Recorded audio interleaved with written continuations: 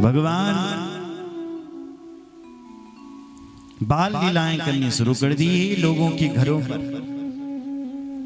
सारे ब्रजवासी भगवान की दर्शनों के लिए तरसते हैं साथ,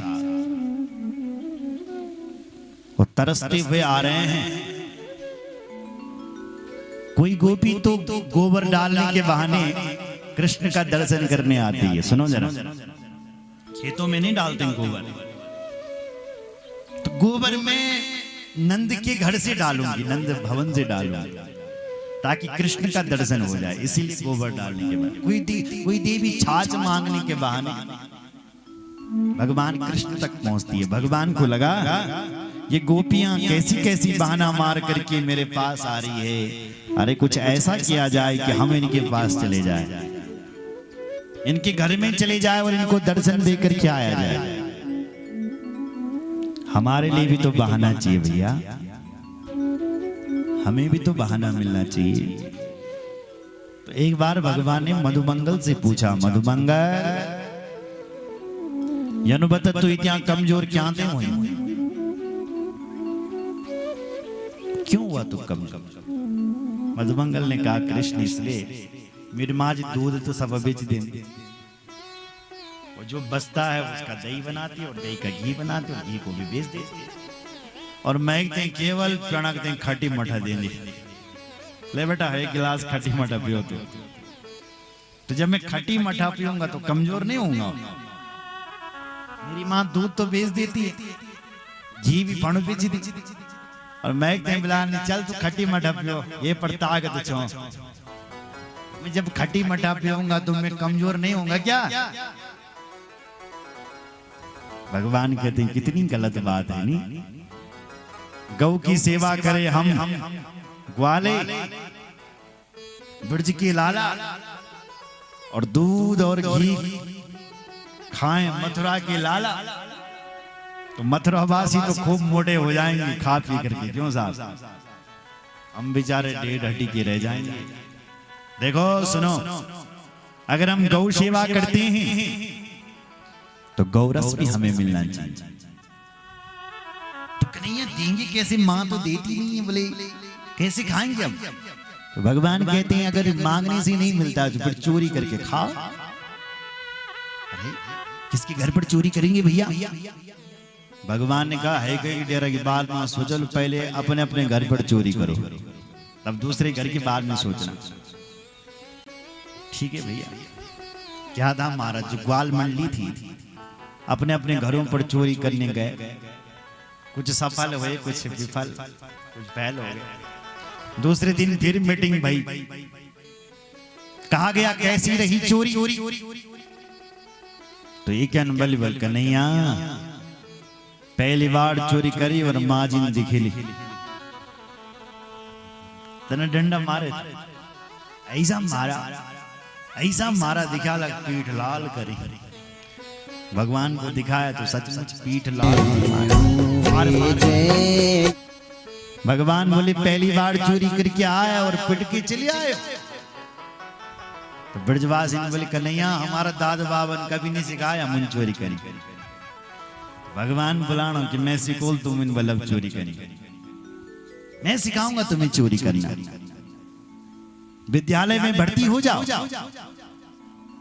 क्या नाम रखेंगे अपने विद्यालय का? बोले हमारे विद्यालय का नाम रह जाएगा बाल गोपाल चौर विद्या प्रचार मंडल। चौर विद्या का प्रचार करेंगे हम। क्या था महाराज, घर घर में भगवान ने चोरी करनी प्रारंभ कर दी।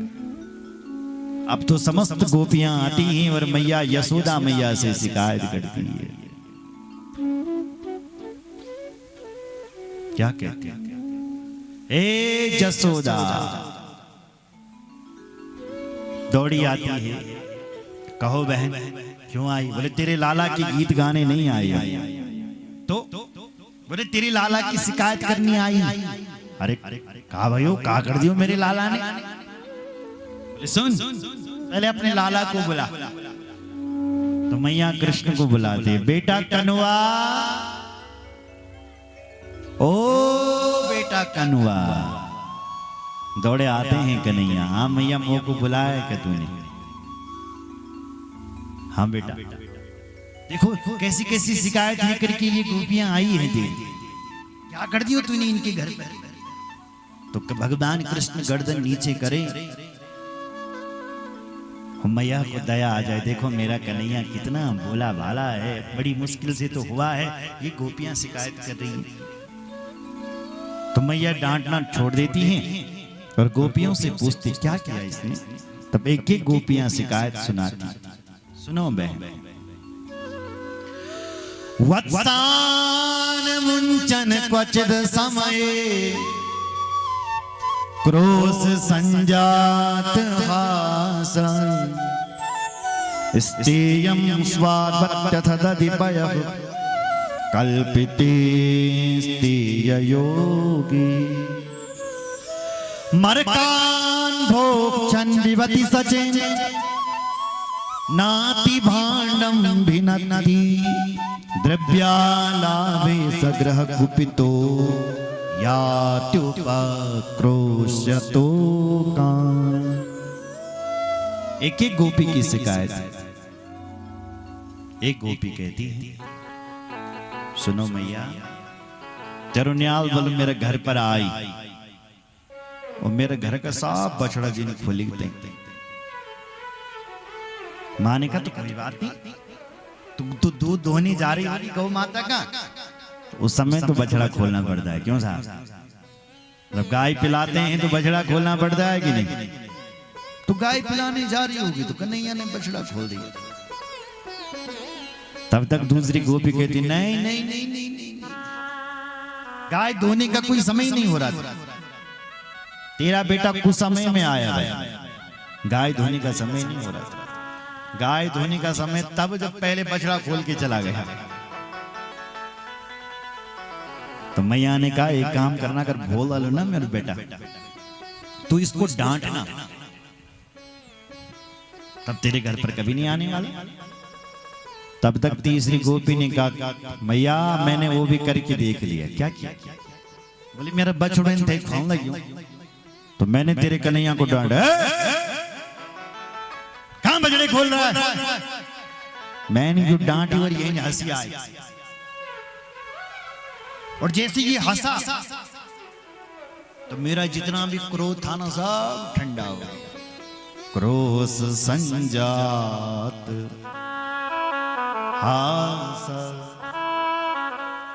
न जाने हे मैया इसकी हंसी में क्या चमत्कार है कि मेरे क्रोध बल ठंडू है जान। क्रोध संजात हास। एक गोपी तो बोली मेरे घरों को कुछ माखन न छोड़ चन्याल। मैया बोली क्यों चिंता करी, और ले जा मुझसे, मेरे घर में 2 लाख गाय है तो और ले जा।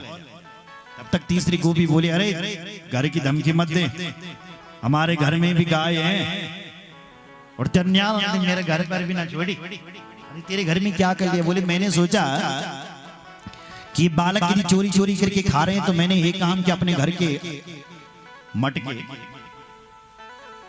दही के मटके, माखन के मटके सब घर के आंगन में चौक में सजा दिए। अब तेरा कन्हैया आया,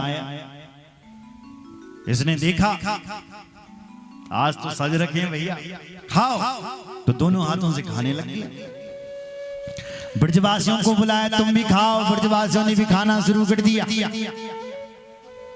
जब इसका पेट भर गया, ब्रजवासियों का भी पेट भर गया। मैया सुन जरा, तब बलिए ने एक आवाज निकाली। उस आवाज से हजारों बंदर आ गए और बंदरों ने भी खाना शुरू कर दिया, और बंदरों का भी जब पेट भर गया।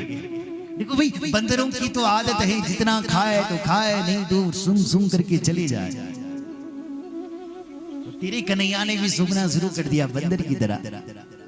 मटका उठाता है जैसे बंदर करता है, सूंघ सूंघ कर। तेरी कन्हैया ने भी मटका उठाया और सूंघने लगा। यूं कहता है देखो देखो देखो कितना सड़ा हुआ माखन है। जब इस माखन को बंदर नहीं खा रहा तो कोई आदमी खाएगा कि वो बीमार नहीं हो जाएगा? धड़ाम दी से नीचे फेंकता है ये सड़ा हुआ माखन। बताओ मैया कितनी गलत बात है। अपने आप खाए कोई बात नहीं, ब्रजवासियों को खिलाए कोई बात नहीं, पर सड़ा हुआ माखन बता करके भाग जाए, कितनी बड़ी गलत बात है।